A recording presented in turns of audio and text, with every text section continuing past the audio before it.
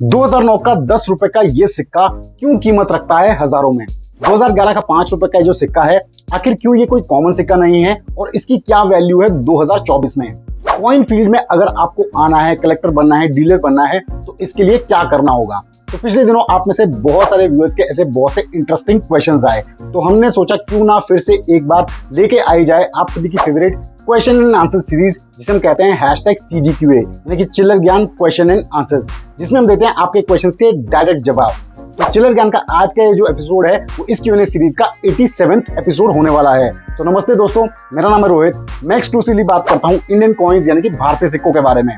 तो चिल्लर ज्ञान का आज का ये वीडियो अगर आपको आगे पसंद आता है तो जरूर इस वीडियो को लाइक करें, शेयर करें और चैनल को सब्सक्राइब करना बिल्कुल ना भूलें। तो बिना किसी देरी के स्टार्ट करते हैं आज के इस Q&A को।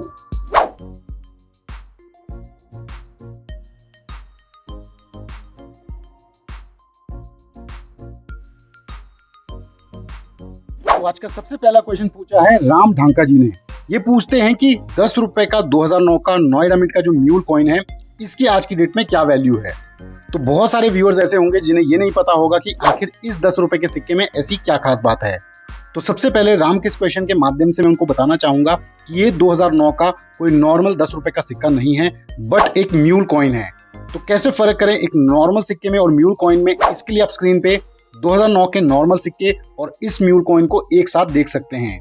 रिवर्स साइड जहां दोनों सिक्कों में आपको एक जैसा दिखेगा, लेकिन ओवर साइड में आपको फर्क नजर आएगा।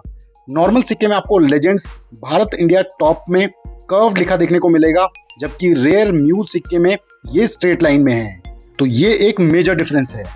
ईयर ऑफ इशू 2009 भी अगर आप देखेंगे तो नॉर्मल सिक्के में वो आपको आउटर रिंग में बॉटम में देखने को मिलेगा, जबकि रेयर म्यूल सिक्के में ये बॉटम से ऊपर है और दोनों मेटल्स में स्ट्रक नजर आएगा।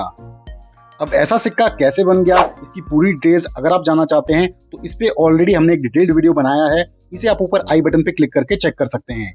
लेकिन प्राइस की बात करें, जैसा कि राम ने 2024 में इसके प्राइस के बारे में जानना चाहा है, तो मैं आपको बताना चाहूंगा कि ये वो 10 रुपए का सिक्का है जिसे खरीदने से मुझे भी काफी लॉस हुआ था। आज से 7-8 साल पहले जब ये सिक्का न्यूमिस्मेटिक मार्केट में कम नजर आया था तो उस टाइम इसका प्राइस 7 से 10 हजार रुपए तक जाता था। लेकिन पिछले 3 साल में ऐसे सिक्के काफी बाहर निकल के आए हैं कलेक्टर्स में, जिस वजह से 10 रुपए का जो रेयर म्यूल कॉइन है इसका मार्केट काफी डाउन हो गया है। तो आज की डेट में वेरी फाइन से एक्स्ट्रा फाइन कंडीशन में ये सिक्का आपको 2 से 2,500 रुपए के रेंज में मिल जाएगा और यूएनसी ग्रेड में ये सिक्का 3 से 3,500 रुपए तक जा सकता है। दूसरे क्वेश्चन में विष्णु पटनायक जी पूछते हैं कि इनके पास चितरंजन दास के 2 रुपए के 19 सिक्के हैं, जिसमें से 2 स्टार मिंट मार्क वाले सिक्के हैं। तो ये इनकी वैल्यू जानना चाहते हैं। तो विष्णु जी के इस क्वेश्चन के माध्यम से मैं बाकी सभी व्यूअर्स को बताना चाहूंगा कि स्टार मिंट मार्क वाला जो चितरंजन दास का 2 रुपए का सिक्का है, यानी कि हैदराबाद मिंट का जो सिक्का है, वो रिपब्लिक इंडिया कॉइन्स में नजर आने वाले 2 रुपए के सिक्कों में दूसरा सबसे रेयर और कीमती सिक्का है।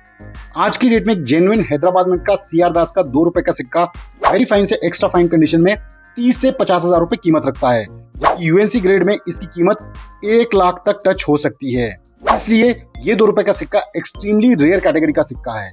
अब आप यहाँ पे बता रहे हैं कि आपके 19 चितरंजन दास के जो सिक्के हैं उसमें से 2 सिक्के स्टार मिंट मार्क के हैं, तो ये तो काफी हाई प्रोबेबिलिटी हो गई एक एक्सट्रीमली रेयर सिक्के को मिलने की। तो मुझे नहीं लगता है कि ऐसा पॉसिबल होगा, इसलिए मैं चाहता हूं कि आप अपने इन सिक्कों की क्लियर इमेजेस हमारे साथ शेयर करें हमारी ईमेल आईडी chillergyanofficial@gmail.com पे। ऐसा मैं इसलिए कह रहा हूं क्योंकि इन एक्सट्रीमली रेयर सिक्कों में बहुत से फेक फॉर्ज टूल कॉइन्स भी मार्केट में नजर आते हैं। इतना आसानी से दुर्लभ सिक्के नहीं मिलते हैं। CR दास के फेक और जेन्युइन कॉइन्स में कैसे फर्क किया जाए, इसे हमने डिटेल में समझाया अपने एक पुराने वीडियो में, जिसे आप ऊपर आई बटन पे क्लिक करके चेक कर सकते हैं। तीसरे क्वेश्चन में विशाल कश्यप जी पूछते हैं कि जॉर्ज 5th एम्परर 1839 का जो उनका सिक्का है उसके बारे में बताइए। तो विशाल, किसी भी सिक्के के बारे में जानने से पहले हमें थोड़ा बहुत हिस्ट्री पता होना चाहिए। मैं आपको बताना चाहूंगा किंग जॉर्ज 5 का जन्म ही 1865 में हुआ था और उनके सिक्के हमें 1911 के बाद देखने को मिलते हैं जब वो राजा बने। अब यहाँ पे आप बात कर रहे हैं जॉर्ज 5 के 1839 के सिक्के की, तो इस हिसाब से 1839 में जॉर्ज 5 के सिक्के होने की पॉसिबिलिटी नहीं बनती है। तो जो भी ऐसे सिक्के 1839 के जॉर्ज 5 के आपको मार्केट में मिलते हैं वो सभी प्राइवेटली मेड फेक कॉइन्स होते हैं, उनकी कोई कीमत नहीं होती है। नेक्स्ट क्वेश्चन में रॉकी सिंह जानना चाहते हैं कि अगर किसी न्यू कमर को कॉइन की फील्ड में, न्यूमिस्मेटिक फील्ड में आना है तो उसको क्या करना चाहिए। तो न्यूमिस्मेटिक फील्ड में अगर एक न्यू कमर आना चाहता है उसके लिए 3 बहुत ही इंपॉर्टेंट चीजें हैं। सबसे पहले है सेल्फ स्टडी एंड रिसर्च। आप सबसे पहले एक सेगमेंट चूज कर लो, आप किस टाइप के कॉइन का कलेक्शन करना चाहते हैं, जैसे Republic India, British India, Mughals, ancient, और इस सेगमेंट को चूज करने के बाद उस पर रिसर्च और स्टडी करना शुरू करो। यानी स्टडी और रिसर्च ऑन द कॉइन्स आपको एक हैबिट बनानी होगी। दूसरा है build network in numismatic community and learn from them. Numismatic community के जो सीनियर्स हैं, डिफरेंट कलेक्टर्स हैं, डीलर्स हैं, उनसे कनेक्ट बनाओ, उनसे सीखो, संपर्क में आओ। इसके लिए कॉइन एग्जीबिशंस विजिट करो, न्यूमिस्मेटिक फोरम ज्वाइन करो, अपने रिसर्च शेयर करो, दूसरों की रिसर्च से सीखो। तीसरा इंपॉर्टेंट पॉइंट है build collection of good coins in good grade. Slowly coin collection build करना चालू करो। पहले सर्कुलेशन से इकट्ठे करो, धीरे धीरे उन्हें स्टडी करो, फिर इन्वेस्ट करना शुरू करो। कोशिश करो जो भी कॉइन्स कलेक्ट करते हो उन्हें अच्छी कंडीशन में ही कलेक्ट करो। ये 3 चीजें अगर आप करते रहोगे, इसकी हैबिट बना लोगे, तो आगे आप खुद सीखते जाओगे, चाहे आपको कलेक्शन करना है या फिर buying and selling of coins करना है। तो आई होप रॉकी आपको क्लैरिटी मिल गई होगी। नेक्स्ट क्वेश्चन पूछा है धोनी देवी जी ने। ये पूछते हैं कि 2024 में कोलकाता मिंट का जो 2011 का 5 रुपए का निकल ब्रास का म्यूल कॉइन है, इसकी क्या प्राइस है। तो यहाँ धोनी देवी जी 5 रुपए के इस सिक्के की बात कर रही हैं। तो कोलकाता मिंट का 2011 का ये 5 रुपए का सिक्का एक म्यूल कॉइन कैसे है, पहले ये जान लेते हैं। 2011 के नॉर्मल 5 रुपए के सिक्के में आपको अशोक स्तंभ बड़ा देखने को मिलेगा, जबकि इस म्यूल कॉइन में ये छोटा है। और ऐसा इसलिए है, इसके ओवर साइड में गलती से 1 रुपए के इन सिक्कों का डाई स्ट्रक हुआ है। तो यहाँ ऐसे ही म्यूल कॉइन के प्राइस के बारे में ये पूछ रहे हैं। तो इनके प्राइस में पिछले 2-3 सालों में कोई खास फर्क नहीं आया है।